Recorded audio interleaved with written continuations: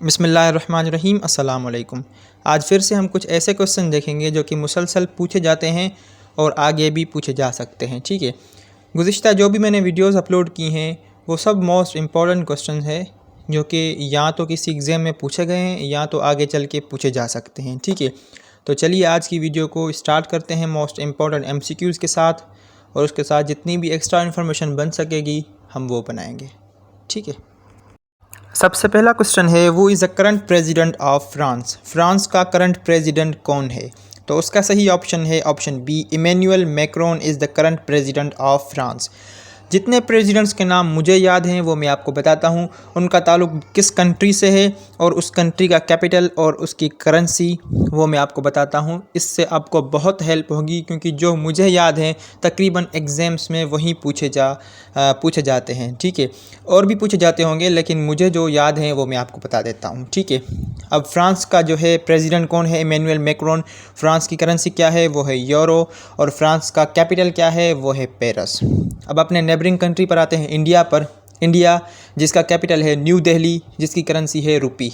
India का prime minister है नरेंद्र मोदी और इंडिया की प्रेसिडेंट कौन है? वो है द्रौपदी मुर्मू।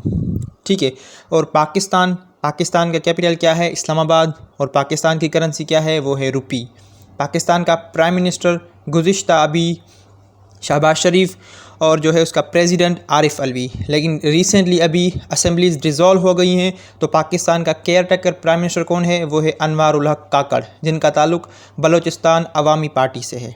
ठीक है, तो आगे जो है बांग्लादेश जिसका जो है करेंसी है टक्का और उसकी कैपिटल क्या है? वो है ढाका। बांग्लादेश का जो है वो प्रेसिडेंट कौन है? वो है मोहम्मद शहाबुद्दीन और उसकी प्राइम मिनिस्टर कौन है? वो है शेख हसीना। अफ़गानिस्तान का सुप्रीम लीडर कौन है? वो है हैबतुल्ला अख़ुनज़ादा। अफ़गानिस्तान का कैपिटल काबुल। अफ़गानिस्तान की करेंसी अफ़गानी। रशिया का प्रेसिडेंट कौन है? Vladimir Putin. रशिया जो कि दुनिया का सबसे लार्जेस्ट कंट्री है इन टर्म्स ऑफ एरिया। और रशिया का कैपिटल क्या है? वो है मॉस्को। और रशिया की करेंसी क्या है? वो है रूबल। यूक्रेन का प्रेसिडेंट कौन है? वो है व्लादिमीर ज़ेलेंस्की। यूक्रेन का जो है वो कैपिटल क्या है? वो है कीव।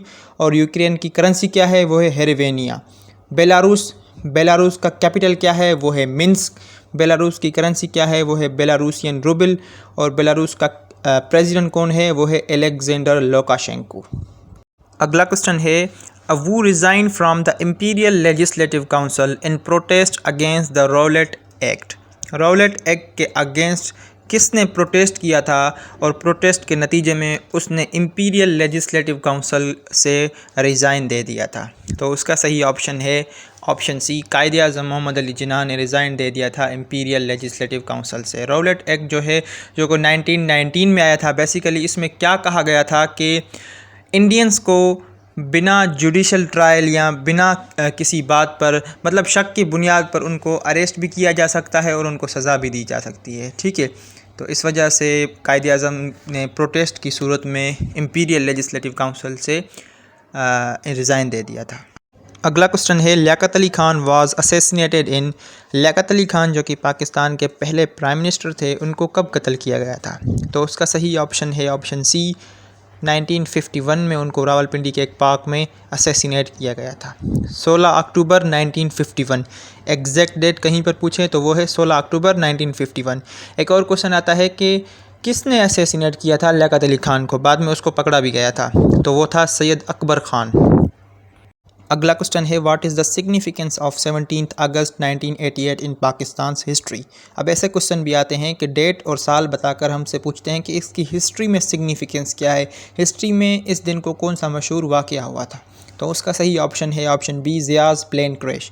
ज़िया का प्लेन क्रैश हुआ था 17 August 1988 near Bahawalpur, near Sutlej river. Zia's close assistant Akhtar Abdur Rahman, American diplomat Arnold Lewis Raphel and 17 others also died in that plane crash.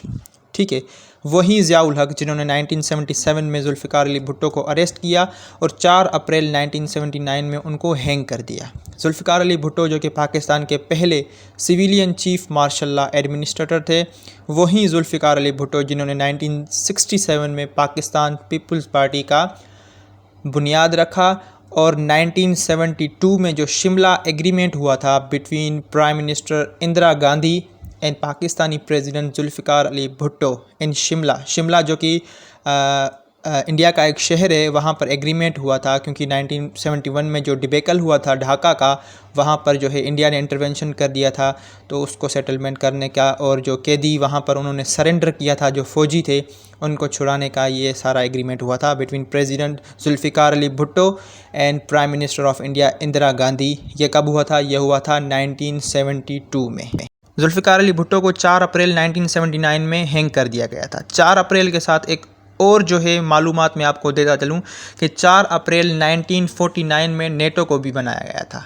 ठीक है, इसको आप उससे रिलेट करके ये चीज़ें याद रख सकते हैं। 4 अप्रैल 1949 में नेटो को बनाया गया था। नेटो जो कि एक मिलिट्री अलायंस है जिसके 31 मेंबर्स हैं। ये क्वेश्चन आ जाए कि recent country to join NATO, तो वो है फ़िनलैंड, और फ़िनलैंड का कैपिटल क्या है? वो है हेलसिंकी, और फ़िनलैंड की करेंसी क्या है? वो है यूरो। और जो है नेटो का फुल फॉर्म क्या है? वो है नॉर्थ एटलांटिक ट्रीटी ऑर्गेनाइजेशन। और नेटो का जो है वो हेड क्वार्टर कहाँ पर है? वो है ब्रुसेल्स में, ब्रुसेल्स जो कि बेल्जियम का कैपिटल है।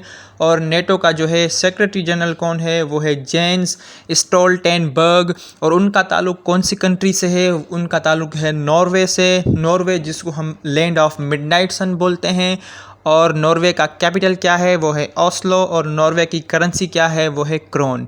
ऐसे आप इन्फॉर्मेशन को रिलेट करके और ऐसे फ़्लो में जो है आप चीज़ें लिखेंगे और लिखकर उन्हें बार बार पढ़ेंगे तो आपको बहुत आसानी होगी। अगला क्वेश्चन है, which is the largest gulf of the world? दुनिया का सबसे लार्जेस्ट गल्फ़ कौन सा है? तो उसका सही ऑप्शन है option A, gulf of Mexico. Gulf, peninsula, straight, ये सब चीज़ें जो है आपको याद करनी पड़ेंगी क्योंकि ये हर एग्ज़ाम्स में पूछे जाते हैं। अगला क्वेश्चन है, pick out the name of the prayer which is precedes by azan. काफ़ी सारे लोग समझेंगे कि ये इस्लामियात का क्वेश्चन है, लेकिन हम मुसलमानों के लिए ये कॉमन सेंस का क्वेश्चन है। ठीक है, इसमें पूछ रहा है कि नीचे ऑप्शन दिए हुए हैं, उनमें से ऐसी इबादत को पिक आउट करें जिसको हम अजान के बगैर नहीं पढ़ सकते। ठीक है, नमाज जनाज़ा की कोई अज़ान नहीं होती। नमाज जनाज़ा को हम क्या बोलते हैं? फ़र्ज़ किफ़ाया। ईद उल फ़ितर, ईद उल अज़हा, इन दोनों की कोई भी अज़ान नहीं होती। तो ऑब्वियसली ऑप्शन डी करेक्ट है, ज़ोहर प्रेयर, जो कि हम दोपहर के वक्त पढ़ते हैं। उसकी पहले अज़ान आती है, फिर हम नमाज पढ़ते हैं। अगला क्वेश्चन है, the British government announce the annulment of partition of Bengal in. जो पार्टीशन ऑफ बंगाल की गई थी 1905 में, उसकी अनलमेंट ब्रिटिश गवर्नमेंट ने कब की थी? कौन से साल में की थी? तो उसका सही ऑप्शन है ऑप्शन बी, 1911 में जो है पार्टीशन ऑफ बंगाल को अनल कर दिया गया था। इट मीन जो पार्टीशन किया गया था फिर उसको रीपार्टीशन किया गया, फिर उसको मिला दिया गया। 1905 में पार्टीशन की गई थी क्योंकि बंगाल एक बड़ा सूबा था, उसमें एडमिनिस्ट्रेशन का इशू आ रहा था, इस वजह से उसको 2 हिस्सों में तकसीम कर दिया गया था।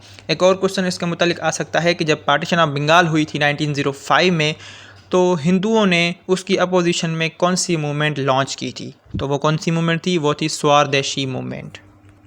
अगला क्वेश्चन है, a senator is elected in Pakistan for.